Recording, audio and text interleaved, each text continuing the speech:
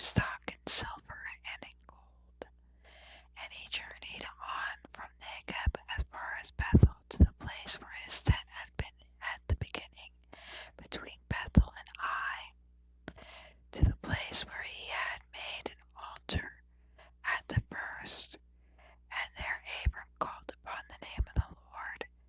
And Lot, who went with Abram, also had flocks and herds and tents, so that the land could not support both of them dwelling together, for the possessions were so great that they could not dwell together.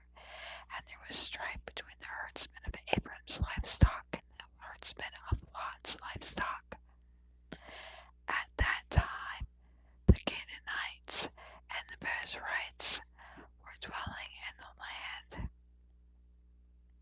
Then Abram said to Lot, Let there be no strife between you and me, and between your herdsmen and my herdsmen, for we are kinsmen. Is not the whole land before you?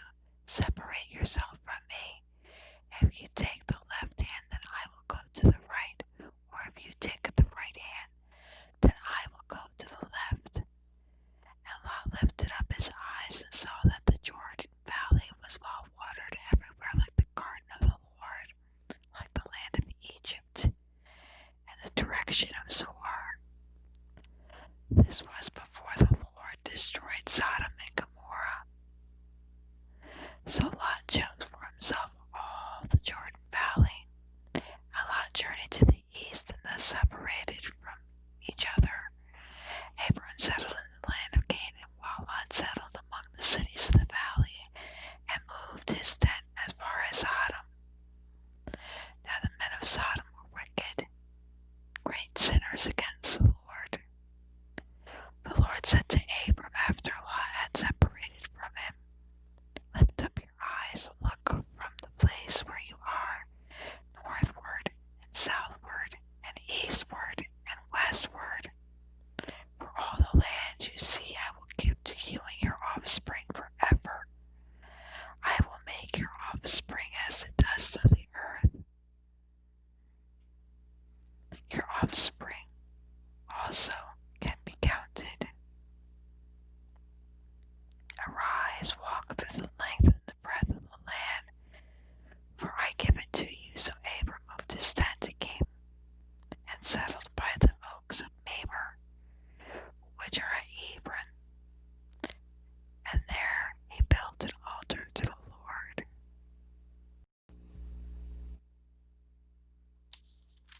Genesis 14. Abram rescues Lot. In the days of Amraphel, king of Shinar, Arioch, king of Elzar, Jaltinmer, king of Elm, and the title king of Goyim. These kings made war with Bera, king of Sodom, Persia, king of Gomorrah, Sinab, king of Admah, Shemper, king of Zeboim, and king of Bela, that is Zor. And all these joined forces in the valley of Sidon, that is the Salt Sea. 12 years they had served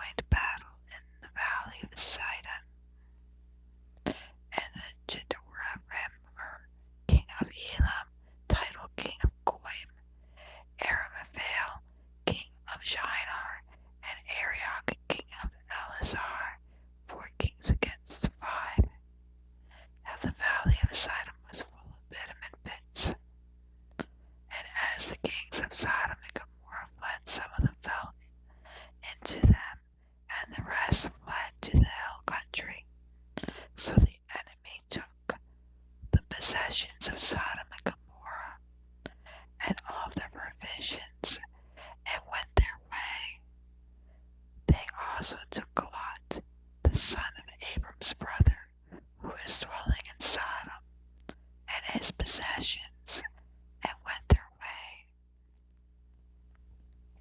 way. Then one who had escaped came and told Abram the Hebrew, who was living by the oaks of Mamre the Amorite, brother of Eshcol and of Aner.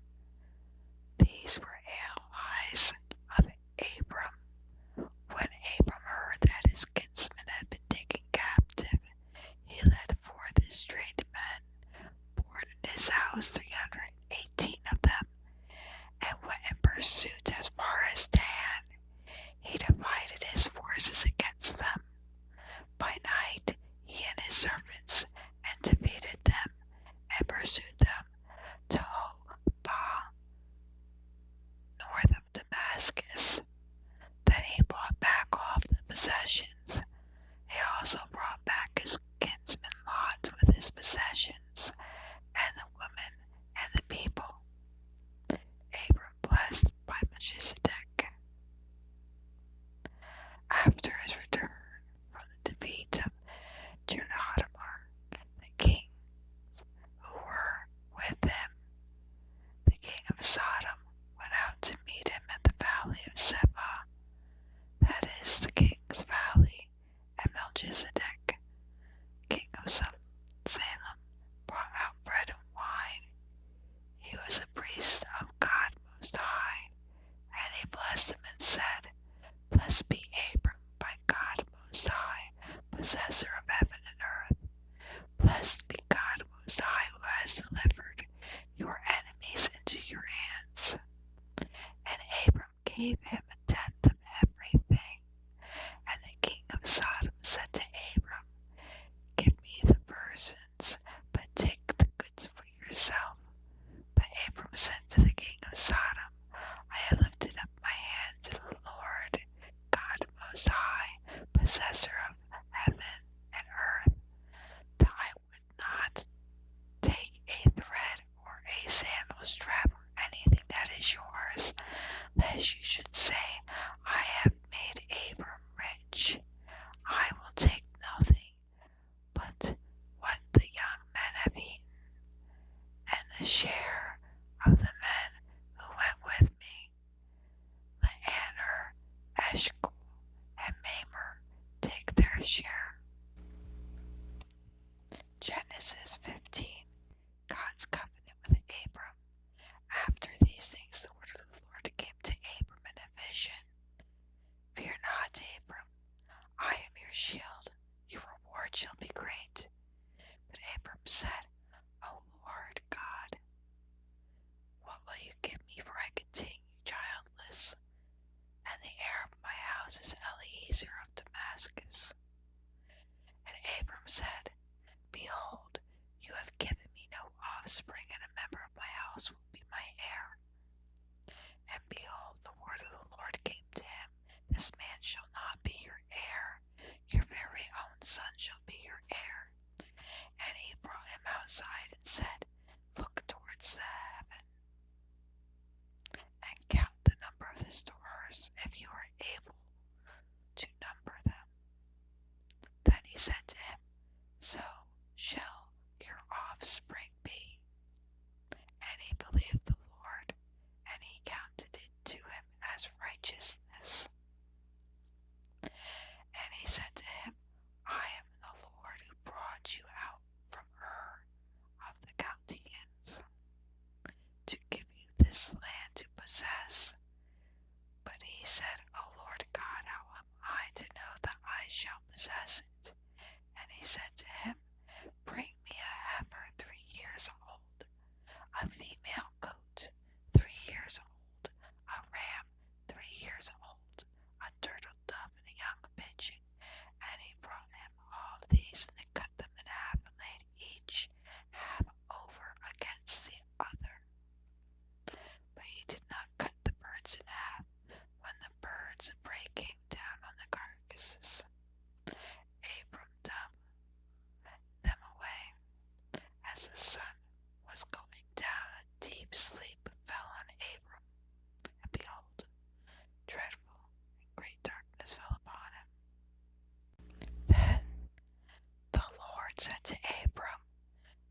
are certain that your offspring will be sojourners in a land that is not theirs, and will be servants there, and they will be afflicted 400 years. But I will bring judgment on the nation they serve, and afterward they shall come out with a great procession. As for you, you shall go down to your fathers in peace. You shall be buried in a good old age, and they shall come back here in the 4th generation. For the iniquity of the Amorites is not yet complete. When the sun had gone down, it was dark, and behold, a smoking firepot and a flame torch passed between these pieces. On that day the Lord made a covenant with Abram, saying, to your offspring I give this land, from the river of Egypt to the great river, the river Euphrates, the land of the Canaanites, the land of the Gibeonites, and the land of the Kadmonites, and the Hittites, and the Perizzites, and the Rephaim, and the Amorites, and the Canaanites, and the Girgashites, and the Jebusites. Genesis 16. Sarai and Hagar. Now Sarai, Abram's wife, had borne him no children. She had a female Egyptian servant whose name was Hagar. And Sarai said to Abram, behold, now the Lord has prevented me from bearing children. Go into my servant. It may be that I shall obtain children by her. And Abram listened to the voice of Sarai. So after Abram had lived 10 years in the land of Canaan, Sarai, Abram's wife, took Hagar the Egyptian, her servant, and gave her to Abram, her husband, as a wife. And he went into Hagar, and she conceived. And when she saw that she had conceived, she looked with contempt on her mistress. And Sarai said to Abram, may the wrong done to me be on you. I gave my servant to your embrace, and when she saw that she had conceived, she looked on me with contempt. May the Lord judge between you and me. But Abram said to Sarai, behold, your servant is in your power. Do to her as you please. And then Sarai dealt harshly with her, and she fled from her. And the angel of the Lord found her by a spring of water in the wilderness, the spring on the way to shore. He said, Hagar, servant of Sarai, where have you come from, and where are you going? And she said, I am fleeing from my mistress Sarai. And the angel of the Lord said to her, return to your mistress and submit to her. The angel of the Lord also said to her, I will surely multiply your offspring so that they cannot be numbered for multitude. And the angel of the Lord said to her, behold, you are pregnant. You shall bear a son. You shall call his name Ishmael, because the Lord has listened to your affliction. He shall be as a wild donkey of a man, his hand against everyone, and everyone's hand against him. He shall dwell against all his kinsmen. So she called the name of the Lord who spoke to her, you are the God of seeing. For she said truly, I have seen him who looks after me. Therefore the well called Beer Lahai, it sits between Kadesh and Bered. And Hagar bore Abram a son, and Abram called the name of his son whom Hagar bore him Ishmael. Abram was 86 years old when Hagar bore Ishmael to Abraham.